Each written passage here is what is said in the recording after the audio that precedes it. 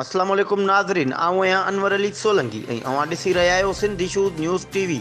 Sindh issues news TV bulletin में अवां खे भलीकार ख़बर शामिल कंदासीं। नौशारो फ़िरोज़ खां मंसूर मलिक जी पैरामेडिकल अलायंस सिंध जे सॾ ऐं Pakistan paramedical staff association 2076 Sindh जे क़ाइदीन एजाज़ काके पोटो ऐं हिज़्बुल्लाह राजबर जे हुकुम ते पंहिंजनि हक़नि जे हुसूल लाइ अॼु 5 ॾींहं बि ज़िला नौशारो फ़िरोज़ मीरपुर ख़ास खैरपुर सिजावल सांगड़ हैदराबाद कोटड़ी मटियारी टंडरो मोहम्मद खान हाला ऐं मीरपुर बटोरो समेत समूरी सिंध में रजब मेमण आलम मेमण रियाज़ सूमरो अली मोहम्मद लाखिर नूर मोहम्मद टालपर मीर शकील अहमद अली रायमून मुमताज़ खासकेली मोहम्मद यूनुस वसण सऊद बोयो शकील ज़ौर रज़ा ख्वाजा राजा रिंद इज़ार दायो अनवर ज़ौर ऐं ॿियनि पंहिंजनि मुतालबनि लाइ एहतजाज कयो ऐं चयो त पैरामेडिकल स्टाफ तरफ़ां service structure medical health technician के upgradation time scale risk allowance मुस्तकिल ॾिनो वञे। अॻुवाण चयो त हुकूमत असांजा जाइज़ मसइला हल करण में संजीदा न आहे। असां